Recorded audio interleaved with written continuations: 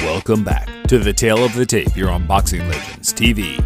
Today we have a monster shootout between two unbeaten but relatively unproven heavyweights at the top of their game. When are you ready? No, I'm ready. I'm ready for you. All right, say by the phone, baby. For those of you that don't know, this is a heavyweight title fight for Wilder's WBC strap, the most prestigious belt across all the weight divisions. I'm about to put on this boy.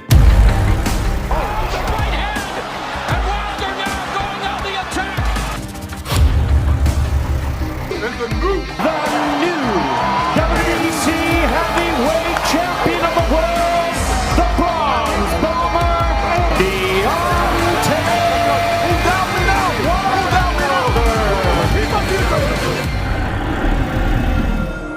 It should be a great one to break down, but before we do, we'd advise anyone who knows a thing or two about art and graphic design to hang around to the end to get a rare paid opportunity to do some work for us on this channel. Without any further ado, let's take a look at the stats. Anti-clockwise the way my wrist turns. Gee, I whip until my wrist burns. Had to put it on freeze, nigga, hella ice. Pinky ring, yellow ice, shines like the weather's nice. WBC heavyweight champion Deontay Wilder will enter the ring with a record of 39 wins, 38 knockouts, and 0 defeats. Deontay was born and raised in Alabama, USA, and is currently 32 years old. Wilder stands at a massive 6'7", or 201 centimeters to be precise, and has one of the longest reaches in boxing today at 83 inches. Deontay fights in the orthodox stance, although some of his moves are anything but that. Wilder's standout stats from his performance card are his power at 95, which is the highest in the world today for obvious reasons, his speed at 83, stamina at 84, and chin at 82. There are still question marks around that chin, but despite having a weak defense, it has held up so far. We've changed the heart stat to ring IQ because quite simply 99% of boxers have to have a decent heart to make it to this top level anyways. Wilder's ring IQ isn't the best, but when you tie that in with high punching power, you're often left with a dangerous, unorthodox wrecking ball. Challenger Luis King Kong Ortiz will enter the ring with an unbeaten record of 28-0 with 24 knockouts. He was born in Camagüey, Cuba, and is currently 38 years old. Ortiz stands at 6'4" and surprisingly has an even longer reach than Wilder at 84 inches. Ortiz, like so many other great Cubans before him, fights out of the southpaw stance, which should make for interesting viewing to see how Wilder deals with it. Ortiz has a perfectly balanced card with all stats ranging from 80 to 90. With no real noticeable flaws, his standout stat is his power, defense, and IQ, which is probably the most honed amongst all heavyweights today due to a long and prosperous amateur career with the Cuban national team. Ortiz also has a fairly untested chin in the pros, but I can guarantee you it's about to be tested to its highest order on Saturday.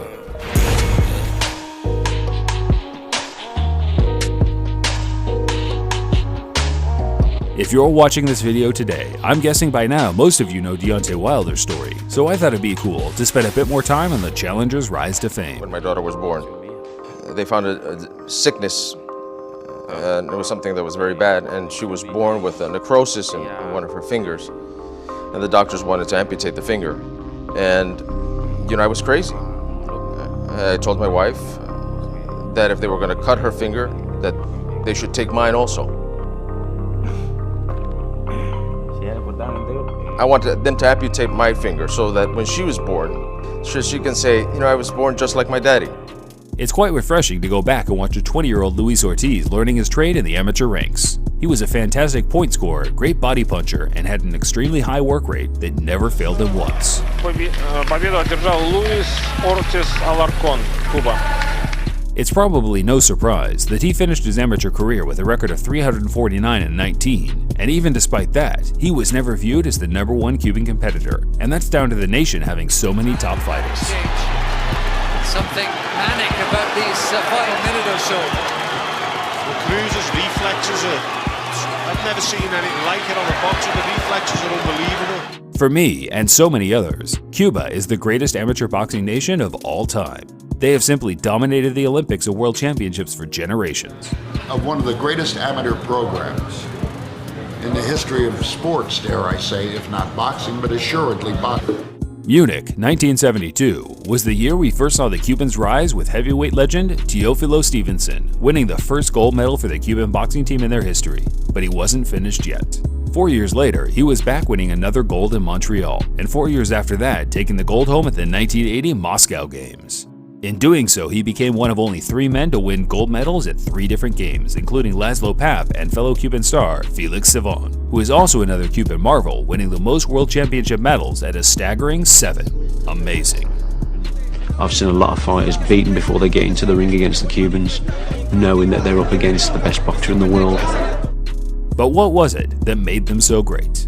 Well, every gold medalist trained at the same gym, the Rafael Trejo Gym in Havana. It's here where the unorthodox techniques are taught. It's all about hand-eye coordination. It often comes across as dancing in some ways, but the ultimate goal is to hit and not be hit. Los giros, todo eso va también en el baile. Si te pones a mirar, viene incluido también con un baile. Lo único que se le agregan unos hoppes.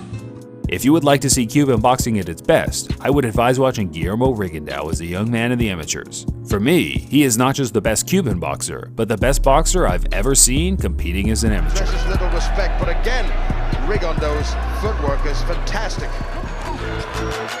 During the 50s, Cuba saw a rise of champions in the professional ranks. Benny Parrott, Kid Chocolate, and the masterful Kid Gavilan, amongst others. Unfortunately, in 1961, due to a revolutionary government, professional boxing was banned in Cuba and they could only compete in the amateurs, which quickly saw a rise in defectors looking to earn a top living abroad.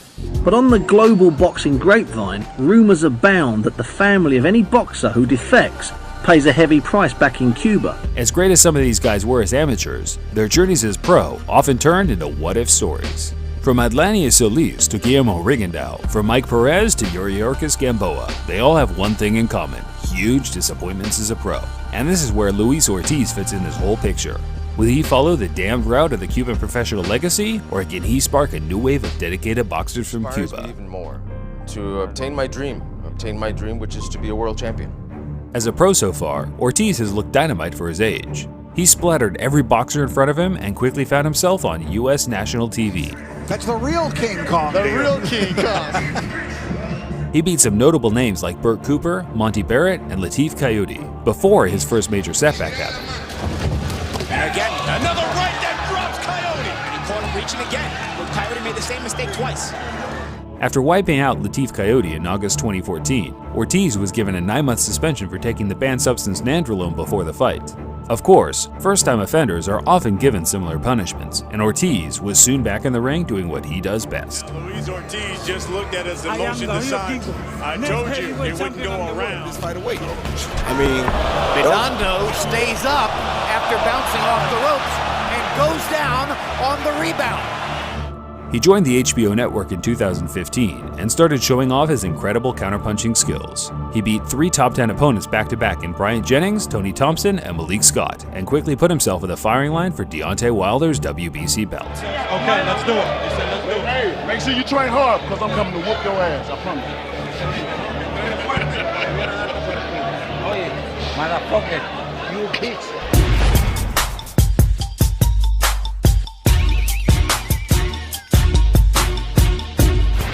Deontay Wilder's rise to the top was one of an underdog with minimal experience, getting by with his crushing punching power and low-tier opposition. It's a story I've told many times in the past, so just check back through the videos if you want to know more about it. The knockouts, baby. Every time Deontay Wilder have a show, that's what y'all gonna see. Y'all gonna come and get y'all money, baby. Word, knockouts, man. In this segment, we'll focus more on the rights and wrongs he does in the ring. Starting off with the things he does right, his obvious power is a good place to start. Cut by Wilder. Wilder's doing some good. Oh, that stiff right hand drops front on the spot. As heavily criticized as Wilder is, even his biggest doubters hold their hands up when it comes to his power. Granted, it looks sloppy a lot of the time, but there's a method to the madness. Wilder is good at using his lead hand to distract, block, and even hold his opponents in the position he wants them to be in as he throws the big right hand. Of course, there is tons of power being generated naturally, but look at the way he follows through the power shots. It's like he wants to punch right through them. And if you switch off for even a split second, it's good night. The game plan, he should definitely...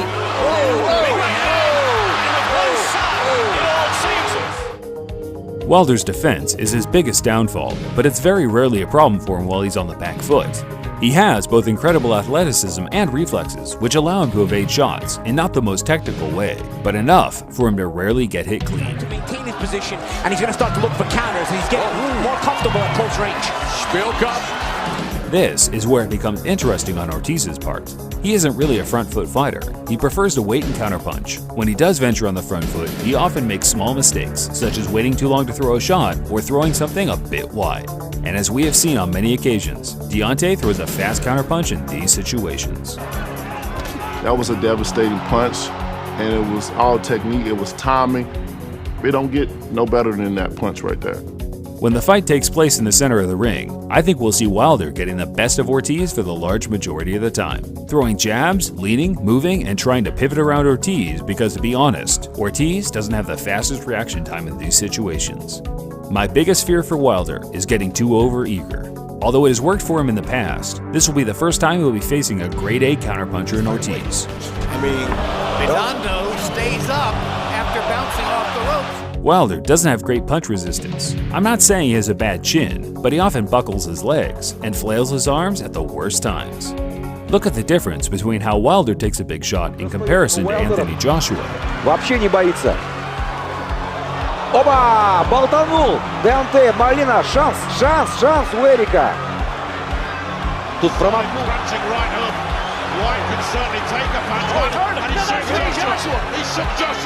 Boxing Defense 101. Get your hands up and your chin down. With all that being said, I still think Wilder will have lots of success throwing shots directly through Ortiz's guard. We've seen him do it time and again. Unless you're feinting and giving Wilder something to think about, he'll punch right through you.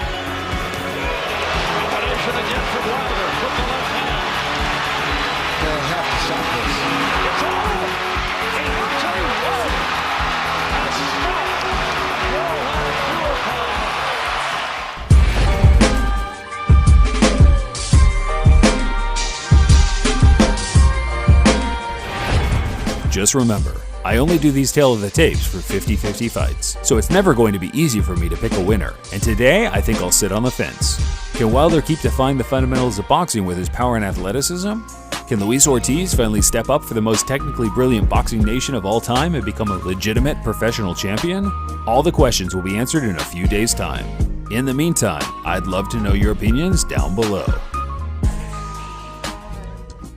As we said earlier, we're giving you guys at home a chance to be a part of Boxing Legends TV moving forward. If you're a graphic designer, a keen artist, or just fancy giving it a go, we are looking to rebrand our logo and YouTube background. We want to keep the name Boxing Legends TV, so it's important to make it visible on the YouTube header. Whether you want to include boxers, text, links to my social media, it's all up to you. But we'll be paying $50 for the one we feel is best fitted to our brand. We could have gotten it done elsewhere for much less, but I thought it'd be a cool little project for any of you designers out there. I personally like the black and green theme, but I'm open to different color schemes as well. Once you've finished with your design, send them over to boxinglegendsart@yahoo.com. That's boxinglegendsart@yahoo.com, or shoot me a message on Twitter. Be sure to get the dimensions right, which can be figured out by a quick Google search. If we really like your design, we might even offer you an opportunity to do some other paid work for us like thumbnails and a top secret project we're currently working on. You have 1 week from this video's release to get your edits in. Until next time, fight fans, this is Boxing Legends TV, signing off.